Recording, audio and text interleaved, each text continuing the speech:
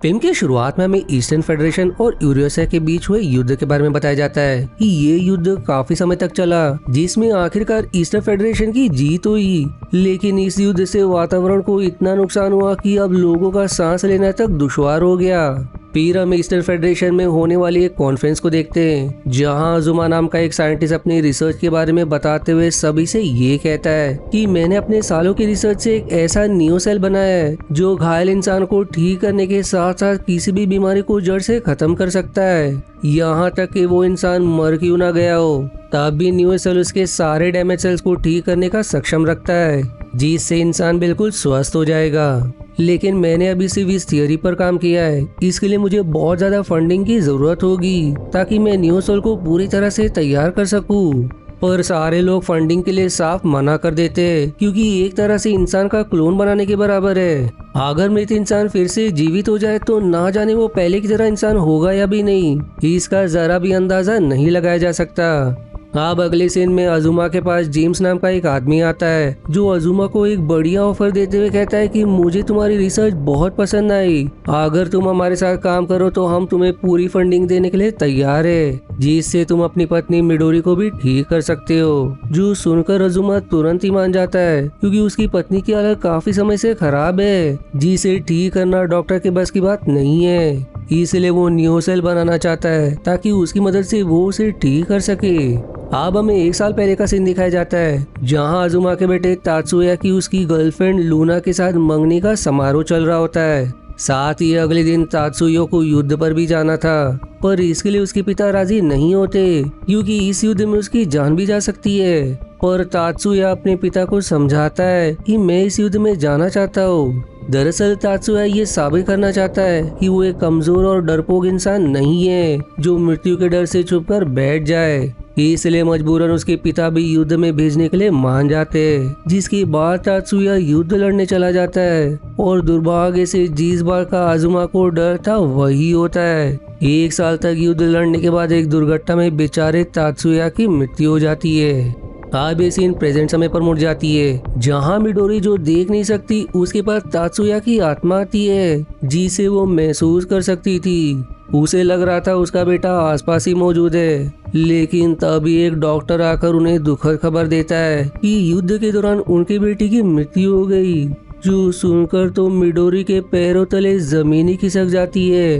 वहीं इस खबर को सुनकर अजुमा को भी काफी गहरा सदमा पहुंचता है। वो बार बार यही सोच रहा होता है कि काश तात्सुया ने उसकी बात मान ली होती तो आज वो जिंदा होता। अब तात्सुया के शरीर को अजुमा के लैब लाया जाता है ताकि वहां उनका अंतिम संस्कार किया जा सके, लेकिन तभी लैब में जहां न्यू सेल बनाया जा रहा था वो मैल फंक्शनिंग कर जाता है, जिससे पूरे लैब में अलार्म बजने लगता है। और तभी एक जोरदार बिजली आकर उसी लैब पर गिर जाती है, जिससे न्यू सेल बनने की प्रक्रिया अपने आप ही शुरू हो जाती है। और जिस भी इंसान के शरीर के टुकड़ों को केमिकल वाले पानी में डाला गया था वो सारे टुकड़े आपस में जुड़ना शुरू हो जाते हैं, और इस चीज से वो इंसान जीवित भी हो जाता है। लेकिन ये सारे लोग यूरोसियन थे, जिन्हें जबरदस्ती पकड़कर यहाँ लाया गया था ताकि उन्हें मारकर उन पर एक्सपेरिमेंट किया जा सके। पर इतने लोगों के अचानक में जीवित हो जाने के कारण उन्हें खत्म करने के लिए वहाँ मिलिट्री को बुलाना पड़ता है।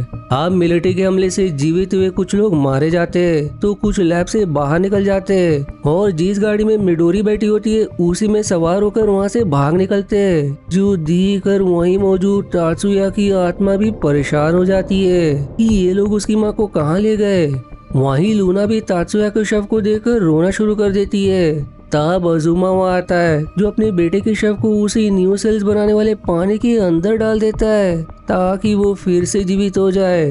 तात्सुया की आत्मा फिर से जीवित होना नहीं चाहती थी, लेकिन मजबूरन उस पानी के कारण तात्सुया को फिर से जीवित होना पड़ता है। पर उसकी हालत काफी ज्यादा खराब थी, इसलिए अजुमा तुरंत उसे ट्रीटमेंट के लिए भेज देता है।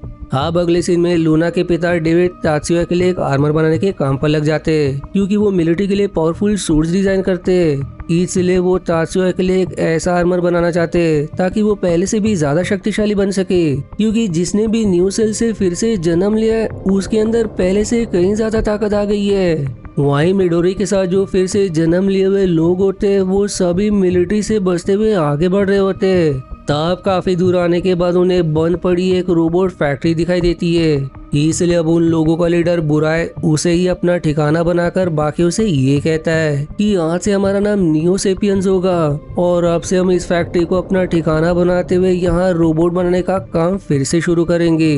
और एक दिन ऐसा जरूर आएगा जब हम ईस्टर्न फेडरेशन के सारे लोगों से अपना बदला लेकर उन्हें खत्म कर देंगे। आप देखते ही देखते काफी समय बीत जाता है, जहां बुराई और उसके साथियों ने मिलकर रोबोट्स की एक पूरी सेना तैयार कर ली होती है, जिसकी मदद से वो सभी ईस्टर्न फेडरेशन पर हमला करने के लिए निकल जाते हैं। वहीं बुराई के दो साथी लूना के घर में घुसकर उसके पिता को अपने साथ ले जाने की कोशिश करते हैं, ताकि तात्सुया की तरह वो इनके लिए भी सूट बना सके। लूना जब उन्हें बचाने की कोशिश करती है तो गुस्से में वो दोनों चाकू से डेविड पर हमला कर देते हैं। तब वहाँ तात्सुया आता है, जो डेविड द्वारा बनाए गए सूट को पहनने के बाद काफी ज्यादा ताकतवर हो गया था। वो आसानी से बुराई के एक साथी को मार मार कर अधमरा कर देता है, इसलिए उसका दूसरा साथी उसे वहाँ से ले जाता है। लेकिन इस हमले में लूना के पिता, जो काफी ज्यादा घायल हो चुके थे, वो वहीं अपना दम तोड़ देते, जो देख कर लूना सह नहीं पाती। आप तात्सुया और लूना वहाँ से भागने की कोशिश करते, लेकिन कई सारे रोबोट्स आकर उन पर हमला कर देते, जिन्हीं में बुराई भी शामिल होता है, जिसके सामने तात्सुया तक नहीं टिक पाता। इसलिए लूना जैसे तैसे उसे लेकर वहाँ से चली जाती है। दूसरी तरफ ईस्टर्न फेडरेशन के गवर्नमेंट में जनरल का बेटा एलेक्स दूसरे मेंबर्स को जान से मारकर ये घोषणा कर देता है कि आज से ईस्टर्न फेडरेशन मेरा हुआ और अब यहाँ से वही होगा जो मैं कहूँगा। जिसके बाद वो आजुमा से कहता है कि ऐसा कोई तरीका निकालो जिससे हम नियो सेपियंस की कमजोरी जानकर उन्हें खत्म कर सके। इस पर आजुमा कहता है कि ये लैब तुम्हारा है, तुमने ही मुझे यहाँ पर बुलाया है। साथ ही नियो सेल्स को मैंने नहीं बनाया, वो तो बिजली के झटकों के कारण अपने आप ही शरीर के अंग आपस में जुड़ गए थे, तो आखिर मैं कैसे इनकी कमजोरी जान सकता हूँ। और इस पर एलेक्स गुस्से में जवाब देता है कि मैं कुछ सुनना नहीं चाहता, मुझे बस नियो सेपियंस की कमजोरी जाननी है।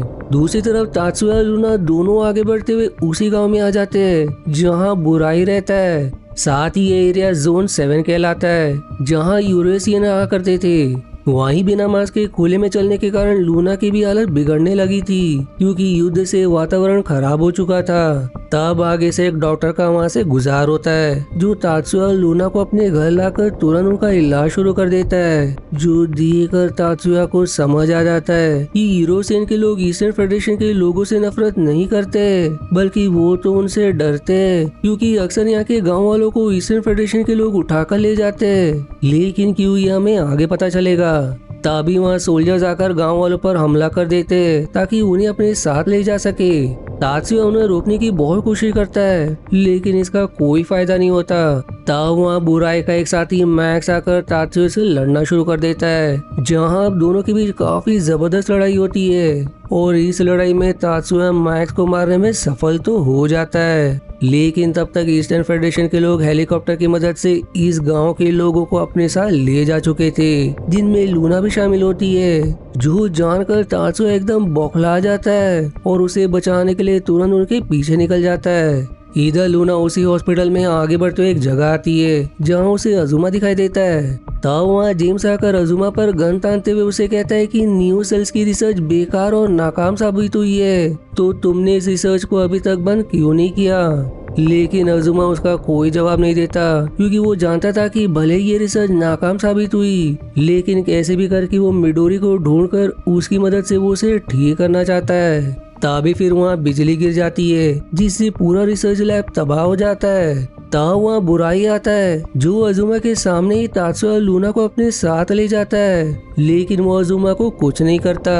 फिर बुराई तात्सुया को उसकी माँ के पास लेकर आता है, जो दुर्भाग्य से मर चुकी थी, जो देखकर तात्सुया एकदम गुस्सा हो जाता है और गुस्से में वो बुराई से ही लड़ना शुरू कर देता है। लेकिन बुराई उसे शांत करवाते हुए कहता है कि सच्चाई तुम नहीं जानते कि आखिर ये युद्ध क्यों हुआ था और मुझे ईस्टर्न फेडरेशन से इतनी नफरत क्यों है। तुम्हारी माँ ने जब सच्चाई जानी तो उन्होंने मुझे समझाया कि बदला लेने से कुछ नहीं होगा, तुम्हें लोगों को माफ करना सीखना चाहिए। इसलिए मैंने अपने मन से बदले की भावना निकाल दी है लेकिन ईस्टर्न फेडरेशन के लोग कभी नहीं सुधरेंगे, इसीलिए मुझे अपना फैसला बदलना पड़ा। मैं ईस्टर्न फेडरेशन के लोगों को खत्म करके वातावरण फिर से ठीक करना चाहता हूँ। जो इतना कहकर लूना को एक ऐसी जगह लेकर आता है जहाँ अब भी पौधे उग रहे होते हैं, जो देख कर लूना दंग रह जाती है। अब बुरा एक बहुत ही बड़े रोबोट को एक्टिवेट कर देता है, जो ईस्टर्न फेडरेशन के सारे सोल्जर्स को कुचलते हुए आगे बढ़ रहा होता है।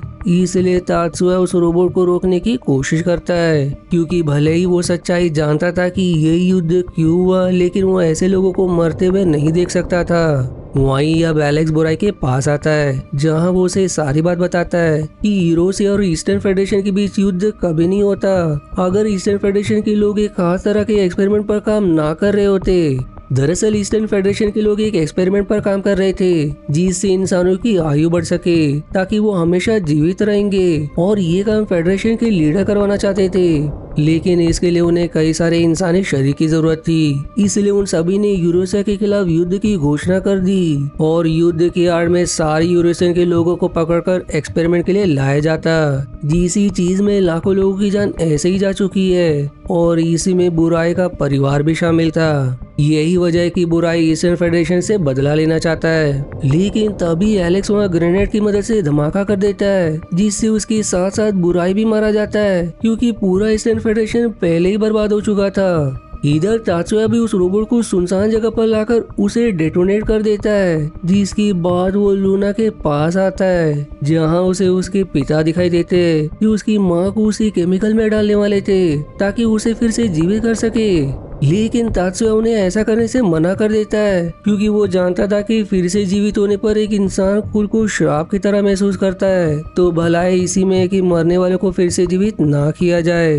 जो देखकर अब अजुमा गुस्से में सीधे लूना को ही शूट कर देता है, ताकि अपनी पत्नी को खोने का दुख कैसा होता है वो तात्सुया खुद भी समझ सके। लेकिन इस चीज से गुस्सा होकर तात्सुया अपने पिता की ही हत्या कर देता है। अब तात्सुया खुद भी अपने आप को खत्म करने वाला होता है, लेकिन तभी बुराई के केमिकल वाला खून लगने के कारण लूना फिर से जीवित हो जाती है। तब वो दोनों एक दूसरे को खत्म करने का तय करते, ताकि मरने के बाद एक नई शुरुआत कर सके। और फिर देखते ही देखते यूरोसिया के साथ साथ ईस्टर्न फेडरेशन के सारे लोग भी मारे जाते, जिसमें तात्सुया और लूना भी शामिल थे।